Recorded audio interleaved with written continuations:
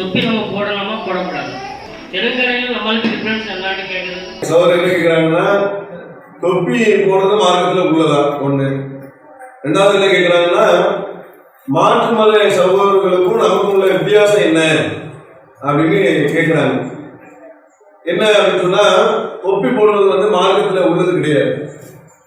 சரியா? இது நம்மளா சொல்லல, நபிகள் நாயகம் ஸல்லல்லாஹு அலைஹி வஸல்லம் அவர்கள் சொல்றதா நமக்கு மார்க்கம். ரசூலுல்லாஹ் சொல்லாத செய்யாத ஒரு காரியத்தை மார்க்கம் என்ற அடிப்படையில் ஒருவர் செய்வாரே ஆனால் அது ஏற்றுக்கொள்ளப்படாது. உள்ளும் விதத்தில் அழலாம், ஒவ்வொரு விதத்துக்கும் வழிகேடு என்று ரசூலுல்லாஹ் சொன்னாங்க. அப்போ மார்க்கம் என்ற அடிப்படையில் தொப்பி போட சொல்லி ரசூலுல்லாஹ் யாரையும் செய்யல, வலியுறுத்தவே கிடையாது. அப்படி ஒரு ஹதீஸே கிடையாது. தொப்பி ரசூலுல்லாஹ் போடுங்க அப்படின்னு சொல்லவே கிடையாது. இப்போ நீங்க பாடையூர்ல இருக்கிறீங்க, இங்க எல்லாரும் சொட்டு போடுறீங்க சாதாரணமான.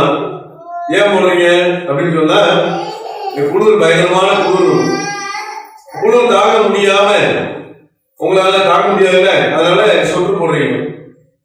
சொட்டு போடுறது பாடையூர் மக்களுக்கு அல்லது ஊட்டி மக்களுக்கு, கொடைக்கானல் மக்களுக்கு தேவை இருக்குங்கிறதுனால இங்கே ஒரு முஸ்லீம் இருந்தாருங்க, இவர் உலகத்தில் உள்ள எல்லாம் இங்கே ஒரு இறைவன் வந்தாருங்க, ஒரு பேச்சுக்கு அவர் சொட்டு போட்டு தான் செய்வாங்க இருந்திருப்பாங்க, இருப்பாங்க, மக்களும் சொட்டு போட்டிருப்பாங்க.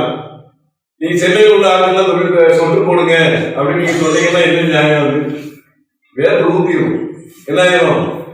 சென்னையில் உள்ளவர்கள் பாடையூருக்கு வந்தீங்கன்னா சொட்டு போனீங்கன்னா நியாயம். அப்போ பாலைவனத்தில் உள்ள மக்கள் தங்களுடைய தலைவரை பாதுகாத்துக் கொள்வதற்காக ஒரு விதமான தொப்பியை போடுவார்கள். இன்றைக்கு நீங்க இந்தியாவில் ராஜஸ்தான் பாலைவனத்துக்கு போனீங்கன்னு சொன்னால் அங்க உள்ள எல்லாருமே ஒரு பெரிய துணியை தலமா கட்டிருப்பாங்க. பார்த்துருப்பீங்க, பாத்தீங்களா? எவ்வளவு வருஷம் கட்டிருப்பாங்க. எதுக்கு தெரியுமா? அங்க உள்ள அந்த வெப்ப நிலைகளை பாதுகாத்துக் கொள்வதற்கு உண்டான ஒரு ஏற்பாடு. அப்போ சஹாபாக்கள் ஒரு தொப்பி போட்டுட்டாங்கன்னு சொன்னா அது மார்க்கத்தினுடைய ஆதாரம் கிடையாது. ரசூலுல்லாஹ் சொன்னாதான் ஆதாரம் ஒண்ணு. ரெண்டாவது, உமர் ரலியல்லாஹு அவர்கள் தொழுகையில நின்றாங்க. நிற்கும் போது ஒரு யூதன் வந்து கத்தியால குத்திட்டான். குத்துனவுடனே அவன் வந்து ஓடனே நாங்கள் அணிந்திருந்த தொப்பியை எடுத்து வீசினாங்க. வீசினவுடனே அவன் நிலை தடுமாறி விழுந்துட்டான். எல்லாம் விளையாங்க, தொப்பி எடுத்து வீசினாங்க, அவன் நிலை தடுமாறி விழுந்து விட்டான் அப்படின்னு இருக்கிறாரு.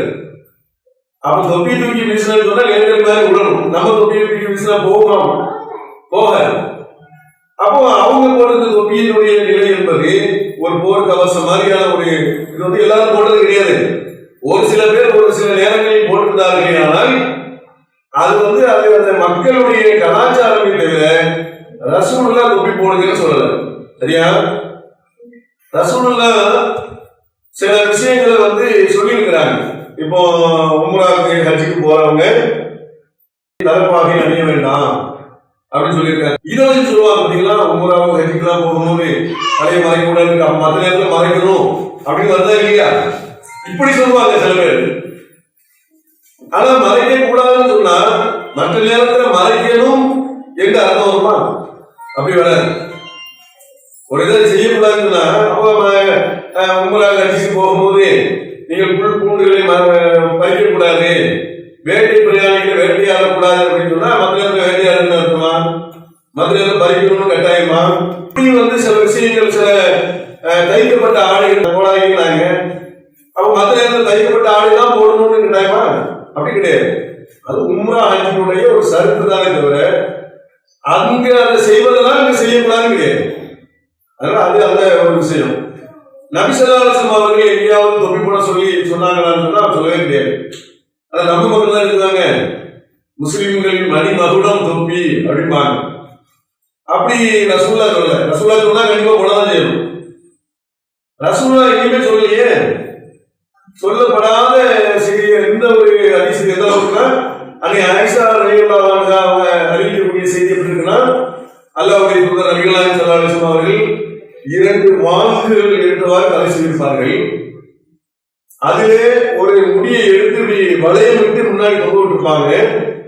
அந்த அழகை பத்தி நீ கேட்காத அப்படிங்கிறாங்க ரசூலா. ரசூலாவுக்கு இப்படி இவ்வளவு வேணும் முடி இருந்துச்சு, இவ்வளவு முடி வளர்த்துருந்தாங்க. இது பயங்கரமான ரொம்ப ஸ்டைலா இருக்கும். இதை பத்தி இந்த அந்த அழகை சொல்லி சொல்றாங்க, அதை பத்தி நீ கேட்காத அப்படிங்கிறாங்க. அவ்வளவு முடியை எடுத்து போடுறாங்கன்னு சொன்னா அப்ப முடியை வந்து மறைக்கணும்னு சொல்றாங்களே.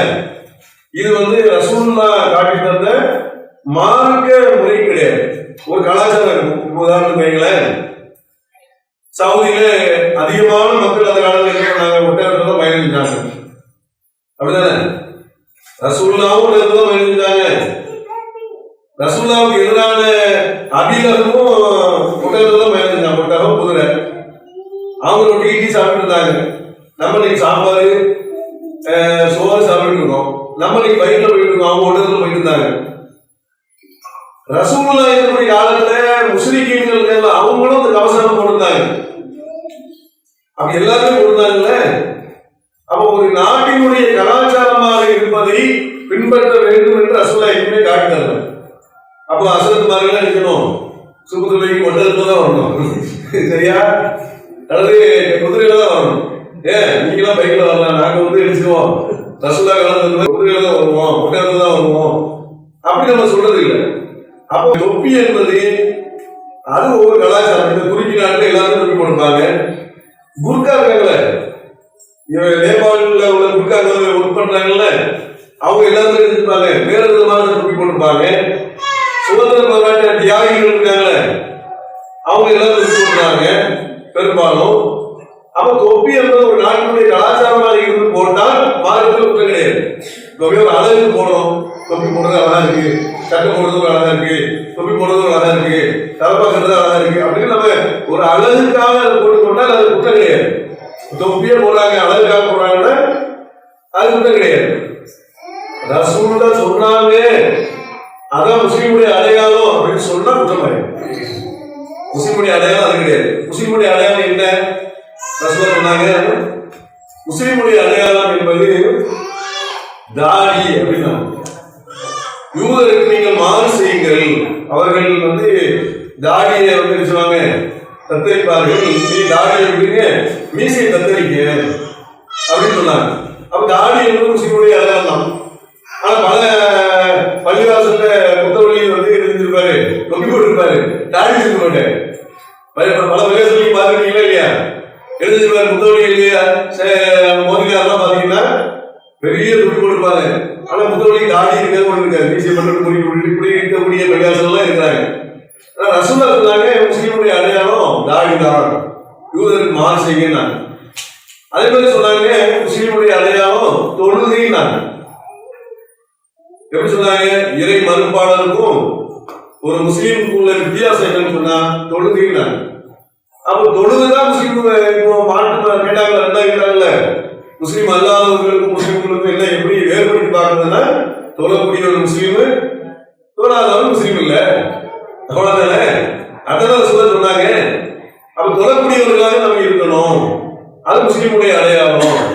அப்படி அறிவு கொண்டு கரியாவெல்லாம் பண்ணுவாங்க, தொழவே மாட்டாங்க. பாத்துருக்கா இல்லையா? கரியாவெல்லாம் அதுக்கு எத்தனையோ முஸ்லீம்கள் நீங்க பாத்துருப்பீங்க, 5 வருடம் தொழவே மாட்டாங்க. ஆனா தொப்பி மட்டும் போட்டு இங்க மட்டும் எழுந்தா முட்டி பக்கத்துல கட்டிருப்பாங்க. ஏன்? கறி பாய் கிடக்கிறது வாங்குவான், அப்படிதான் இருக்குதுங்க. அது அடையாளம் கிடையாது. ஜிப்பா போட்டு அப்படி போட்டு அது அடையாளம் கிடையாது. ரசூலுல்லா சொன்னாங்க அல்லாஹ் ரப்பல் ஆலமீன் உங்களுடைய தோற்றத்தையோ உங்களுடைய உருவத்தையோ பார்ப்பதில்லை, இல்லா குழுமிக்கும் அம்மாளிக்கும் உங்களுடைய உள்ளத்தையும் உங்களுடைய அமல்களை தான் நல்லா பார்க்கிறான். உங்களுடைய தோட்டம் எப்படி இருக்கு நல்லா தேவையே கிடையாது. நல்லா தோட்டம் எனக்கு தேவையா? அது தேவையே கிடையாது. ஆனா அல்லாஹ் பார்க்கறது உள்ளத்தை பார்க்கிறான், உங்களுடைய அமல்கள் பார்க்கிறான். அமல்கள் செஞ்சுட்டு ஒரு 5 வேளை கரெக்டா தொழுகிறாரு. ஒருத்தர் வந்து தாடி தொப்பி பைஜாமா ஜிப்பாலாம் போட்டு பீடி அடிச்சுக்கிட்டு தொழுக மாட்டேங்கிறாரு. இப்படி இருக்காங்க இல்லையா? ஹைதராபாத் எல்லாம் போய் பாத்தீங்கன்னா தெரியும், பீடி வாழாம இருப்பாரு. அவருக்கு ரசூலுல்லா காட்டின வழிமுறையாது, அது கிடையாது. அதாவது மூமின்கள் முஸ்லீமுடைய அடையாளம் தொழுகையே இருக்கிறது. தாடியை சொல்லியிருக்கிறாங்க, உடம்பு ரீதியாக தாடியை சொல்லியிருக்கிறாங்க, அமல் ரீதியாக என்ன சொல்லியிருக்கிறாங்க, தொழுகையே ரசூலுல்லா சொல்லியிருக்கிறாங்க.